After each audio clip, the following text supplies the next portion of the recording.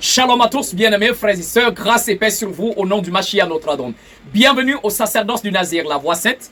Je suis le Kohen Hanazi Nezeria, fils d'Israël biologique de la tribu de Lévi. Alors mes bien-aimés, je viens échanger avec vous sur un sujet extrêmement important. Alors le thème que je vais développer avec vous aujourd'hui est « Sois inscrit pour la bénédiction et non pour la malédiction ». Sois inscrit pour la bénédiction et non pour la malédiction. Donc dans ces Shabbats, ça sera mon grand thème. Mais puisque dans notre Shabbat, il y aura 2 à 3 messages, alors que le Tout-Puissant nous accorde sa grâce. Donc le premier sous-thème que je vais développer avec vous est le pouvoir, la puissance de la libation. Le pouvoir, la puissance de la libation.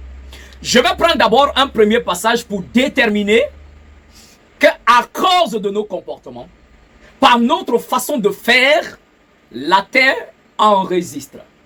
La terre peut t'inscrire pour la bénédiction, tout comme la terre peut t'inscrire pour la malédiction. Voilà pourquoi en vivant sur terre, il faut faire très attention. Alors le premier passage que nous lisons est dans l'épée justicière, le chapitre 407, le verset 13. La parole nous dit, « L'Éternel, tu es l'espérance d'Israël. Tous ceux qui t'abandonnent seront honteux. Ceux qui se détournent de moi seront inscrits sur la terre. Car ils abandonnent la source des eaux vives, dit l'Éternel. » Ce passage, on peut trouver ça dans Jérémie 17, 13. Donc le verset commence par nous dire que l'Éternel est l'espérance d'Israël. En lui, nous espérons. Il est notre espoir. Maintenant, le verset dit, ceux qui abandonnent l'Éternel seront honteux. Ils seront honteux.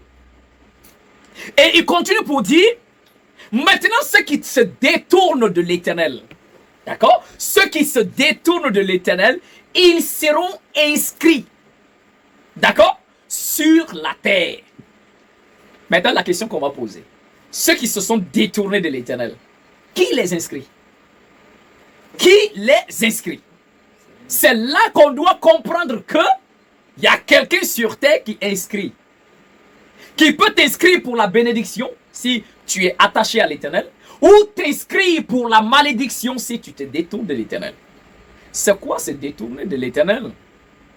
Se détourner de l'Éternel, ce n'est pas venir dire, ah l'Éternel, je ne veux plus de toi. Non. Le livre de Romains, le chapitre 8, le verset 7 à 8, le verset nous dit, l'affection de la chair, l'amour de la chair est inimitié contre l'Éternel, est une rébellion, est une opposition contre l'Éternel.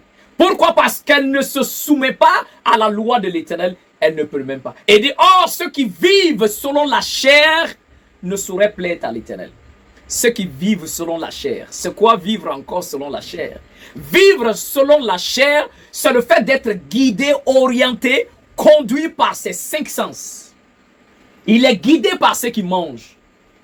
Il est guidé par ce qu'il entend, par ce qu'il voit, par ce qu'il touche. Donc lui, son spirituel, son âme et son esprit, ces 2 éléments sont dominés par sa chair. Donc c'est quelqu'un qui ne se soumet pas à la loi. Donc le verset dit, l'affection de la chair, aimer la chair, c'est-à-dire aimer vivre selon la chair, aimer vivre selon ce que la langue goûte, aimer vivre selon ce que les oreilles entendent, aimer vivre ce que l'on touche. Alors en ce moment, il dit, cette personne qui vit comme ça selon la chair est ennemi de l'Éternel. Il est en inimitié, il est en opposition contre l'Éternel. Mais pourquoi? Le même verset dit, parce que cette personne-là ne se soumet pas à la loi de l'Éternel. Donc ne pas se soumettre à la loi de l'Éternel fait de toi automatiquement un être charnel. C'est pas comme aller à l'église, comme les chrétiens parlent de leur, quand on parle d'un homme spirituel ou un homme charnel. Donc pour les chrétiens, quand quelqu'un va à l'église, il est chaud. Alléluia, rikabashaka, horiel kamberebo, shikerebo. Donc il saute, la personne est agitée. Voilà, on dit, ah, c'est un homme spirituel. Et le pasteur, il a l'onction. Mais ça, c'est des bêtises. Ça, ce n'est pas être spirituel. Ok? Ça, ce n'est pas être spirituel. Et pour eux, quand quelqu'un vient, il rentre, il s'assoit calmement. On va dire, oh, lui, là, il est trop charnel. Hein, il n'a pas l'onction. Donc, pour eux, être spirituel, c'est être agité. C'est pas ça la spiritualité. Donc, le verset dit, ceux qui abandonnent la loi, c'est-à-dire ceux qui vivent selon la chair, qui sont charnels, qu'ils affectionnent la chair. Ceux-là, ils sont ennemis de l'Éternel. Le verset dit, parce que ces personnes-là ne se soumettent pas à la loi de l'Éternel. Il dit, elle ne le peut même pas. Or, le verset dit, et ceux qui vivent selon la chair ne sauraient plaire à l'Éternel. Ils ne peuvent jamais être des personnes agréables à l'Éternel. Donc, par contre, un homme spirituel, c'est une personne qui est guidée, orientée, qui est conduite par les esprits. Les bons esprits, bien sûr, puisque la spiritualité, il y a le bon côté, il y a également le mauvais côté. Celui qui est guidé, orienté, conduit par un mauvais esprit, il est dans une mauvaise spiritualité. Celui qui est conduit, guidé, orienté, soumis aux esprits de l'Éternel, il est dans la bonne spiritualité. Parce que l'Éternel va nous dire dans le livre d'Exode, il dit à Moshe, Macha Moïse, voici j'enverrai mon ange devant toi, afin de te protéger en chemin et de te faire entrer dans le pays que j'ai destiné pour toi. Même pour qu'un homme entre dans sa destinée, hein, ce sont les anges qui le conduisent là. L'Éternel a déjà mandaté les anges pour nous amener dans notre destinée. Et voilà pourquoi Hébreux le chapitre 1, le verset 14 nous dit que les anges sont tous des esprits envoyés par l'Éternel afin qu'ils exercent un ministère en faveur de ceux qui doivent hériter le salut. J'espère qu'on se comprend. Et il dit, l'ange de l'Éternel campe autour de ceux qui craignent le Seigneur et les arrache du danger. Alors l'Éternel dit à Moïse, j'enverrai mon ange devant toi. Il dit, mon nom est en lui. Attention, ne résistez pas contre lui. Ne l'offensez pas. Écoutez sa voix, car il ne pardonnera pas vos péchés. Ouais. L'Éternel dit, il envoie son ange. Et l'ange qu'il envoie, il dit, son nom est dans l'ange. Pour dire que quand tu dis, oh Seigneur, sauve-moi, c'est un ange qui vient. Si il va dire, mais c'est pas toi, moi j'ai appelé, c'est l'Éternel. Il dit, mais oui, je suis l'envoyé de l'Éternel. Tu ne vois pas, son nom est en moi. Je suis celui qui l'a mandaté. Vous voyez? Alors, le verset nous dit dans l'épée justicière, comme on venait de le voir, le chapitre 407, le verset 13, et dit, l'Éternel est l'espérance d'Israël, et tous ceux qui abandonnent l'Éternel seront honteux, et ceux qui se détournent de lui seront inscrits sur la terre. Tu abandonnes l'Éternel, les anges vont t'inscrire pour la malédiction, pour la pauvreté, pour toutes sortes de souffrances. C'est clair. Donc ceux qui abandonnent l'Éternel seront inscrits. Voilà pourquoi je viens de dire dans le livre de Romains, le chapitre 8, le verset 7 nous dit, ceux qui vivent selon la chair, c'est eux qui ont abandonné l'Éternel. En ils vivent selon la chair, ils sont les ennemis de l'Éternel parce qu'ils ne se soumettent pas à la loi de l'Éternel. Qui est ennemi du Seigneur? C'est celui-là qui ne se soumet pas à sa loi. C'est celui-là qui ne se soumet pas à sa Torah. Et comme je l'ai toujours dit, les colons, quand ils sont venus pour nous amener à être des rebelles contre l'Éternel, et que le christianisme continue à prêcher jusqu'à aujourd'hui, on nous dit que la Torah, la loi de l'Éternel, est dépassée. Ils appellent même ça l'Ancien Testament, que c'est dépassé. Nous ne sommes plus sous la loi, mais maintenant nous sommes sous la grâce. J'ai dit toujours à un chrétien, donne-moi dans ton Nouveau Testament où le Seigneur a établi un culte comment on doit le vénérer, comment on doit l'adorer, comment on doit accomplir tous les rituels, tout ce qu'il y a à faire. Comment? C'est dans quel verset c'est écrit? Dans ce que vous appelez l'Ancien Testament. C'est dans ça que le Seigneur a donné les coutumes, les traditions, les lois, non rituels. Quelqu'un qui est impur, comment il doit se purifier? Quel jour on doit se rassembler pour l'adorer? Comment on doit lui faire des offrandes? C'est-à-dire, il a institué comment faire son culte à lui. Comment le vénérer. Et vous nous dites que c'est aboli. Vous nous dites que c'est dépassé l'Ancien Testament. Vous nous dites que non, c'est fini la loi de Moïse parce que le Christ est venu. Et c'est le même Christ qui dit, ne pensez pas, n'imaginez pas, ne concevez pas que moi je sois venu pour abolir la loi, mais je suis venu non pour abolir, mais pour accomplir. Et le Christ dit, voilà pourquoi celui qui supprimera l'un de ses plus petits commandements et qui enseignera aux autres à faire de même, sera le plus léger dans le royaume des cieux. Dans d'autres versions, ils ont mis le plus petit, mais c'est le plus léger. C'est-à-dire, au jour du jugement, on te met dans une balance. La loi de l'Éternel est déposée dans l'assiette de la balance et ton âme est déposée dans l'autre assiette de la balance et on va peser. Si ton âme ne fait pas le poids devant la loi de l'Éternel, on te place dans l'endroit le plus chaud de l'enfer. Et c'est au père Abraham que le Seigneur a montré ça. Oui. Donc voilà pourquoi le Christ dit, celui qui supprime un de ses plus petits commandements et enseigne aux autres à faire de même, sera le plus léger. C'est-à-dire quand on va le mettre dans la balance, il sera léger. Son âme sera légère et puis ça finit. Mais il dit, mais celui qui les appliquera les commandements et qui enseignera aux autres à faire de même, celui-là sera grand dans le royaume. Comme j'ai toujours dit que Israël authentique était en Afrique, depuis le Cameroun, le Congo jusqu'en Afrique du Sud.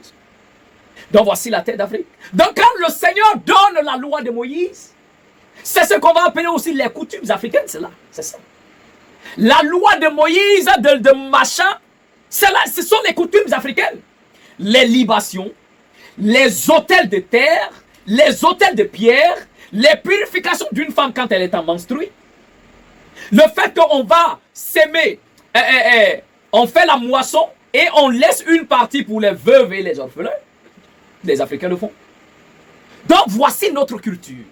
Voici notre tradition. Voici la loi du Seigneur qui nous donne comment nous devons vivre en accord avec lui. Et ils sont venus dire que c'est l'Ancien Testament. On a amené l'Africain à se déconnecter de son culte. À se déconnecter de ses traditions. C'est ça le gros problème. Tout ce qui est écrit dans la loi de Moïse, c'est les cultures africaines. C'est la tradition africaine. un exemple, la parole nous dit par exemple, si un homme se marie, il fait le verset dit, s'il n'arrive pas à faire d'enfant avec sa femme et qu'il meurt sans enfant, le petit frère de ce monsieur doit épouser la femme de son frère pour pouvoir faire un descendant pour son frère qui est mort. Ouais. Alors, tout ce qui est écrit dans l'Ancien Testament, c'est ce qui est naturellement pratiqué par les Africains. Mais ces colons, en voulant déraciner l'Africain de sa culture et de ses traditions, on va lui dire que l'Ancien Testament, c'est aboli, la loi de Moïse, non, on est sous la grâce. Et l'Africain aussi, aliéné comme il est, il abandonne. Et il va se cacher dans le christianisme. Dimanche, il se présente à l'église et chante Jésus est bon, alléluia, Jésus est bon, et amen. Et puis ça finit. Vous voyez? Il faut faire très attention. Donc, ceux qui abandonnent l'Éternel, qui se détournent de l'Éternel, la terre les inscrit. Le verset dit, seront inscrits sur la terre. D'accord? Ce passage est extrêmement important. D'abord, le verset va continuer. Le verset 24 nous dit, je suis l'Éternel. Ainsi parle l'Éternel, je suis vivant, dit l'Éternel. Et dit, même si Konia, le fils de Jehoiakim, roi de Juda, était une bague à ma main droite, je vais l'arracher. L'Éternel dit, cet homme-là était comme une bague que l'Éternel, lui, il a porté à sa main droite. Vous avez compris? Mais il dit, comme à cause de ce que lui, il a fait, l'Éternel dit, je l'arrache de mon doigt. Hein? Il dit, je l'arrache. Donc, le mot bague, même en hébreu, c'est hotam. Le mot hotam veut dire scellé, encerclé, scellé. protégé. D'accord? Et l'Éternel dit, même s'il était une bague à ma main droite, je vais l'arracher. Et quand je l'arrache, qu'est-ce qui va l'arriver maintenant? Mais pourquoi l'Éternel dit cet homme est une bague à sa main droite? Et quand il va t'enlever, il dit, je vais le livrer entre les mains de ceux qui veulent le tuer. Je vais le livrer entre les mains des personnes à qui il a peur. Et il ira en exil. Donc vous voyez que le fait que lui, il soit une bague sur le doigt de l'Éternel, personne ne peut l'atteindre. Rien ne peut l'arriver. Personne, tout ce qui en veut à sa vie, ne peut pas le vaincre. Mais une fois, il a causé des actions. Il a posé des actions qui a énervé l'Éternel. L'Éternel dit, je l'arrache de mon doigt. C'est un langage humain pour qu'on puisse comprendre. Mais c'est pour dire qu'il représente dans les cieux un objet dans les mains de l'Éternel. Donc, il y a des personnes qui vont dire, ah, mais pourquoi lui porte des bagues? Ah, pourquoi lui fait ceci? L'Éternel dit que Konia, là, il était une bague à sa main droite. Et quand il dit, quand je vais l'arracher de mon doigt, les gens vont, ceux qui en veulent à sa vie, vont le détruire. Voilà pourquoi même, je dis, même s'il y a des personnes qui ont des entreprises, qui font tout, en fait, ils ont leur métier, ils ont leur entreprise, ils veulent faire quelque chose.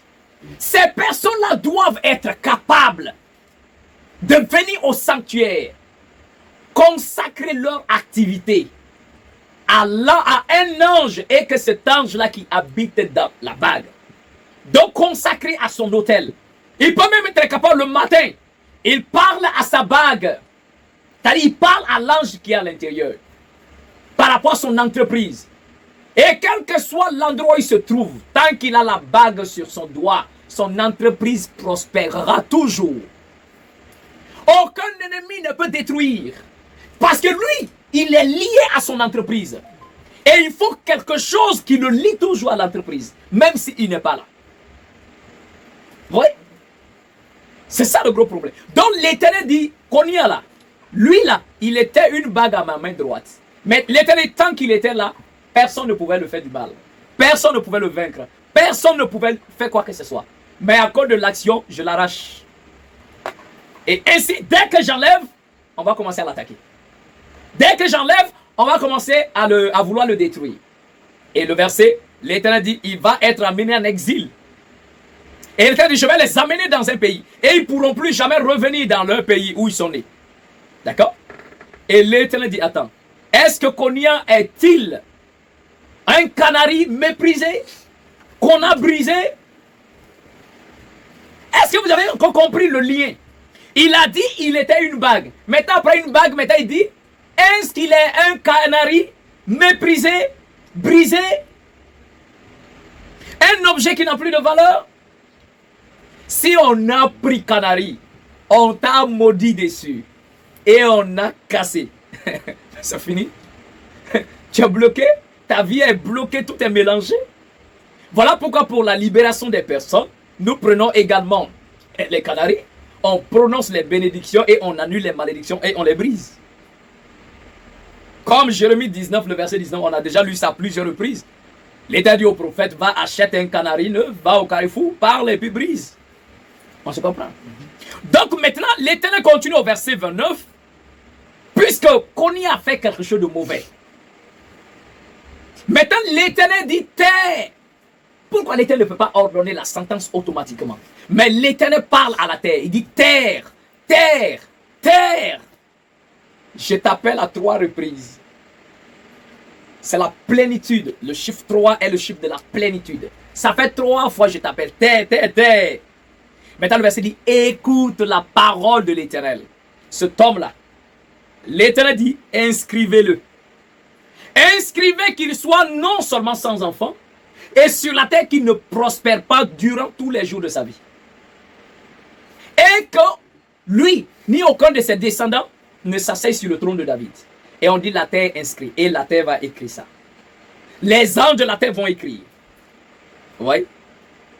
Voilà pourquoi dans Jérémie 17, le verset 13 qu'on a lu là, il dit ceux qui abandonnent l'Éternel seront inscrits sur la terre. Et lui là, il a fait même chose. Il a abandonné l'Éternel. Le verset dit, inscrivez-le. Maintenant, toi, tu es inscrit sur la terre en quelle façon? Tu es inscrit sur la terre pour la bénédiction, Ou l'Éternel a ordonné, ou soit tu as été inscrit pour la malédiction. Là est le problème. Il faut faire très attention. Très attention. L'action que tu poses va faire que la terre t'inscrit. Si j'ai ordonné à la terre de t'inscrire pour la bonne façon, pour la bénédiction, et que toi tu t'es montré rebelle, tu t'es détourné de l'Éternel. On ne s'amuse pas avec l'Éternel. Les gens ont toujours l'habitude de se servir de l'Éternel et non pas de servir l'Éternel. Il y a une différence entre servir l'Éternel et se servir de l'Éternel. Beaucoup sont comme ça. Et c'est ça qui va attirer la malédiction sur beaucoup. Il faut faire très attention. Donc on va aller prendre un passage. Quelqu'un que la terre a maudite. Une personne que la terre a maudite. Ça c'est l'histoire de Caïn et son frère Abel. D'accord? Alors, dans l'épée justicière, nous allons lire l'épée justicière, le chapitre 8. Ouais. Après cela, Caïn se repentit d'avoir tué son frère et il fut très affligé. Et il pleura sur lui et cela le chagrina extrêmement. Il jeta alors son frère dans une fosse qu'il fit et le recouvrit de terre boueuse. Mais aussitôt la terre rejeta et ne voulut pas le recevoir. C'est la partie qui est là. Donc quand Caïn tue son frère, il creuse un trou dans un petit bas-fond, il jette le corps de son frère, il ferme. La terre dit non. La terre a rejeté son corps. La terre dit je ne le reçois pas. L'Éternel n'est même pas encore en scène ici. C'est la terre même qui dit je ne le reçois pas. Ok? La terre ne va jamais s'associer avec toi pour faire le mal. Vous voyez? Mais il faut faire très attention au cas où tu es méchant. Au cas où la parole dit une malédiction sans cause n'a pas d'effet. Mais si la malédiction a des causes, ça va t'attraper. Il y a des personnes, on prend un canari, on prononce, on les maudit, et puis ça les prend. Qu'est-ce que tu as fait pour que la malédiction puisse t'attraper? Si tu n'as rien fait, malédiction ne va pas t'attraper. Mais si tu as fait quelque chose et que la personne a pris canari pour te maudire, ou soit la personne a soulevé la terre pour te maudire, ça va t'attraper. Voilà pourquoi il faut faire très attention. Donc, Caïn va enterrer son frère, la terre va refuser le corps. Le verset 40 dit, Caïn creusa encore la terre pour y cacher son frère, mais de nouveau la terre rejeta d'elle-même. La terre rejeta ainsi d'elle-même le corps d'Abel à 3 reprises. La première fois, la terre boueuse rejeta parce qu'il n'était pas le premier créé. Ok? C'est-à-dire la terre va premièrement refuser le corps parce que la terre avait reçu l'ordre que le premier qui a été créé, Adam, c'est lui qui doit retourner d'abord avant que quiconque retourne. Vous voyez? C'est... Alors, on continue. Donc, deuxièmement, elle le rejeta et ne voulut pas le recevoir parce qu'il était juste et bon et qu'il fut tué sans raison. Deuxièmement, quand Caïn va creuser la terre pour enterrer son frère, le verset dit, la terre a refusé parce qu'Abel était bon. Il était juste et il a été tué sans raison. Voilà pourquoi j'ai dit, la terre ne va jamais s'associer à quelqu'un pour faire le mal. Et même quand quelqu'un prend la terre ou quoi que ce soit pour vouloir te maudire, la terre va refuser. Si tu es un être juste, si tu es en accord avec les esprits de la terre, ils ne laisseront jamais quelqu'un te maudire comme ça. D'accord? Et troisièmement, la terre refusa pour que le corps d'Abel reste là comme un témoignage contre son frère qui l'a tué. Et le verset 44 nous dit, la terre se moqua ainsi de Caïn jusqu'à ce que la parole de l'Éternel vienne à lui. Et lui dit, le verset dit, l'Éternel était très en colère pour la mort d'Abel et dit à Caïn, où est ton frère Abel? Et lui répond, est-ce que moi je suis le gardien de mon frère? Hein? Le souverain lui dit, qu'as-tu fait? La voix de ton frère crie vers moi de la terre où tu l'as répandu. C'est-à-dire, dès que la terre a reçu le son de ton frère, ça a commencé à crier à l'Éternel. Est-ce qu'on se comprend? Ça a commencé à crier à l'Éternel. Voilà, j'ai parlé ici du pouvoir de la libation. Faites très attention avec une libation. Parce que dès que le liquide entre en contact avec la terre, ça produit quelque chose. Ça produit quelque chose. Parce que la parole nous dit même dans la Bible, dans le livre de 1 Pierre, que la terre a été créée par le moyen de l'eau. Donc la terre est sortie des eaux. Donc il fait que si on prend de l'eau, qu'on l'associe à la terre, ça crée quelque chose. Ok? Donc l'Éternel dit, la voix de ton frère crie. La voix du sang de ton frère crie. Jusqu'à moi. Quand tu as tué ton frère et menti devant moi, tu as imaginé dans ton cœur que je ne te verrai pas, ni ne saurai tes actions. Mais tu as fait cette chose et tu as tué ton frère sans motif parce qu'il a parlé justement contre toi. De ta violence sur toute vie. D'accord? Pourquoi le sang de ton frère est entre tes mains? Maintenant, par conséquent, sois maudit par le sol. Sois maudit par le sol qui a ouvert la bouche pour recevoir de ta main le sang des animaux et le sang de ton frère que tu as enseveli. Regardez la malédiction de Caïn. Dans la Bible falsifiée, ils vont dire, tu es maudit de la terre. Il n'a pas dit que tu es maudit de la terre. Tu es maudit par la terre. Est-ce qu'on se comprend? Dans Jérémie, il disait, ceux qui abandonnent l'Éternel seront inscrits sur la terre. Et Jérémie continue à nous dire, terre, écoute la parole de cet homme-là, inscrivez. Qu'il soit maudit, sans enfant, qui ne prospère pas. La terre note et la terre exécute. Ici, l'Éternel dit à Caïn, puisque tu as tué ton frère, tu seras maudit par la terre. Donc le verset dit, sois maudit par le sol, par la terre. C'est la terre qui te maudit. Parce que c'est elle qui a reçu le sang de ton frère, de toi ta main. C'est-à-dire c'est toi qui as versé sur la terre, le sang de ton frère. Et même le verset dit, même le sang des animaux. Ceux qui versent le sang des animaux et le sang des humains sont des êtres maudits par la terre elle-même. Est-ce qu'on se comprend? Le verset dit, sois maudit par la terre, le sol, qui a ouvert sa bouche pour recevoir de ta main le sang des animaux. Tu es d'abord maudit pour ça. Le fait que la terre reçoit de ta main le sang des animaux. L'Éternel dit que quoi? La parole nous dit que les animaux et nous, on a le même souffle. Toi, tu les as arrachés le souffle que l'Éternel les a donné. Donc le verset dit, tu es d'abord maudit, Caïn, le fait que la terre prend le sang de ton frère. La terre a reçu le sang des animaux et le sang de ton frère. Et maintenant le verset dit, et ce sera, puisque c'est la terre qui maudit Caïn, maintenant l'Éternel dit, cette malédiction va s'appliquer comment? Quand la terre va te maudire, parce qu'elle a reçu le sang des animaux de toi et le sang de ton frère, l'Éternel dit, ça sera quand tu cultiveras la terre. La terre ne te donnera plus sa force, comme au commencement. Des épines et des chardons seront le produit de la terre. Et tu seras vagabond sur la terre. Et Caïn va dire, oh Seigneur, ma peine elle est grande, car quiconque me trouvera va me tuer. Et alors, là, je vois des personnes, des faux prophètes là qui n'ont rien dans la terre. Ils disent que non, avant Adam et Ève, il y avait d'autres personnes qui habitaient, qui vivaient sur terre. Parce qu'ils disent que Caïn a dit, si quelqu'un me tue, si quelqu'un me voit, la personne va me tuer. Mais Caïn était en train de parler des enfants de ses parents plus tard. Parce qu'il sait que ses parents vont faire d'autres enfants et qu'ils vont se multiplier.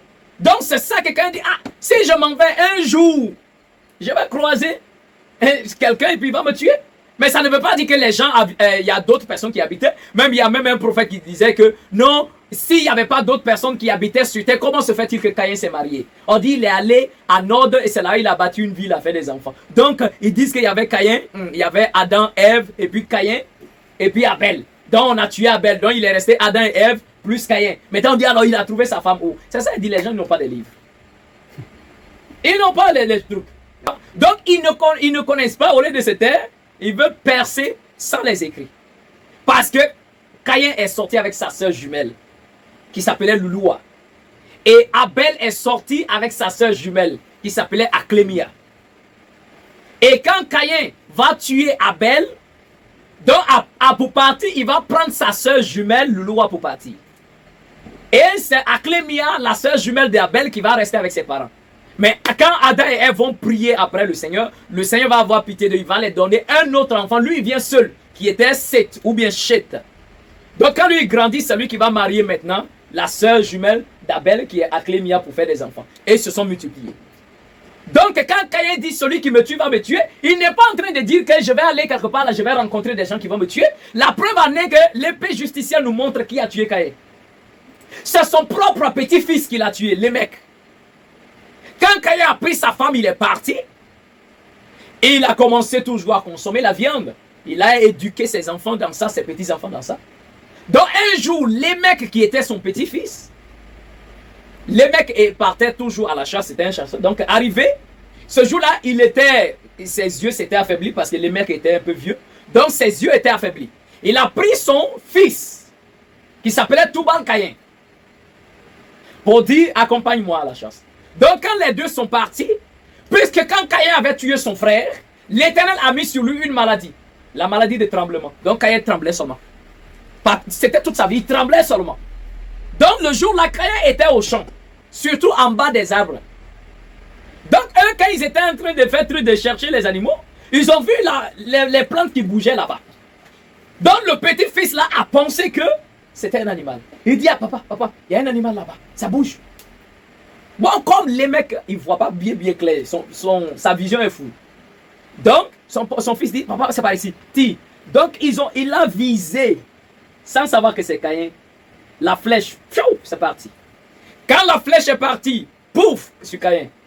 Donc, ils se disent que voilà, l'animal est mort. Donc, ils partaient chercher l'animal. Et quand ils arrivent, ils trouvent que c'est leur grand-père. Ils trouvent que c'est Caïn qui est là. Ah, Tubal-Caïn, les mecs étaient tellement troublés, puisqu'ils ne voient pas aussi. Donc, il était en train de tâtonner comme ça, en se lamentant, criant, en tapant ses mains. Et dans ça, il a tapé la tête de son propre fils. Lui aussi, il est tombé mort sur place. Ouais. Et la parole dit, cela fut ainsi, afin que la parole prononcée par l'Éternel contre Caïn se réalise. L'Éternel a dit à Caïn, puisque c'est une pierre que tu as pris pour tuer Abel, ton frère, donc c'est une pierre de ta maison qui va te tuer également.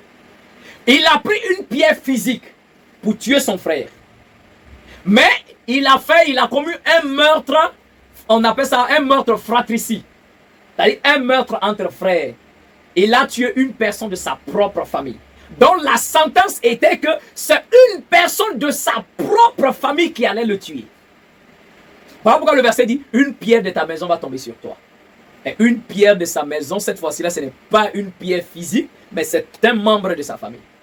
Et c'est ce qui s'est réalisé par son petit-fils. Donc Caïn a été maudit par le sol, par la terre, qui a reçu de lui une libation qui était très mauvaise. Et le verset dit, il est maudit parce qu'il a versé le sang des animaux. Et en même temps, il est maudit parce qu'il a versé le sang de son frère. Et tous ceux qui vivent une spiritualité dite africaine, où on les amène à tuer des animaux, à verser sur terre le sang des animaux, ils doivent comprendre qu'ils sont sous la malédiction. Ils se maudissent eux-mêmes à chaque fois qu'ils versent le sang d'un animal. Tu ne peux pas arracher la vie d'un être. Qui te donne ce droit? Ouais. Donc, Caïn a fait à la terre une mauvaise libation. Mais la libation du sang de son frère était accompagnée par sa haine, sa méchanceté. Et pour cela, il a été maudit. Donc, tout dépend de ce que la terre reçoit de toi. Si la terre reçoit de toi la méchanceté et une libation de méchanceté, la terre te maudit. Mais si la terre reçoit de toi un bon cœur, un cœur sincère, honnête, et une bonne libation, la terre te bénit. jus de pastèque. C'est-à-dire on prend le pastèque, on écrase jus de pastèque. L'eau enfarinée, la boisson forte, même des sucreries. Si tu prends ça pour faire des libations et que le cœur est sincère, honnête, la terre te bénit. Vous voyez un peu la différence? L'huile rouge, la terre te bénit. Même de l'eau simple. Donc voici ici le pouvoir de la libation. Si tu sais que tu es méchant, ne fais pas de libation. Parce que si tu fais une libation dans ta méchanceté, la terre te maudit. Même si c'était de l'eau que tu as pris pour faire une libation, si tu es méchant, ça va retourner contre toi. Il faut faire très attention. Donc, que le Tout-Puissant nous accorde sa grâce. Je vais m'arrêter là pour ce soir. Nous aurons l'opportunité d'aller en profondeur au lever du jour dans notre Shabbat. Alors, mes bien-aimés, que le Tout-Puissant vous accorde sa grâce et qu'il vous bénisse. Merci de m'avoir suivi encore dans cet enseignement. Que notre Mère, la Terre, vous bénisse et qu'il vous accorde sa grâce. C'était le Kohen Hanazi Nezeria et moi je vous dis Shalom, Shalom.